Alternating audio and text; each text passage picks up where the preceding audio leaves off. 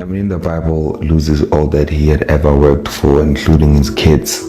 and his flock and all that he had acquired in his lifetime. This is a story that most of us would relate to because life triggers us and life really tests us in so many ways that,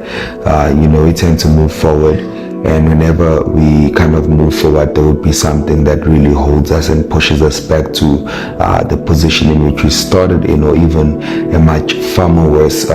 position and situation. And it is in the same light that this man comes and says, I know that God can do all things and that no purpose of his can be thwarted or rather stopped. So there is a lesson behind this story because this teaches us that sometimes we plan, but God decides. And that is such a crazy concept that we have to actually understand and realize that sometimes what we have planned in our hearts is not on the decision of God for our lives, and sometimes what we desire in our hearts is not on the plan of God for our lives. And this will then push us to understanding that it is always good to choose the will of God for our lives, because God says in his word that I know the plans I have for you, and these are plans not to harm you, these are plans not to kill you, these are plans not to torture you, not to torment you, even as the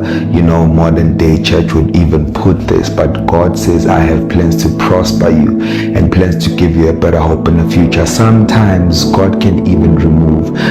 things in our lives that we have built and worked so hard to establish, mainly because they are not in his plan for our lives. So whenever you go through a situation where you realize that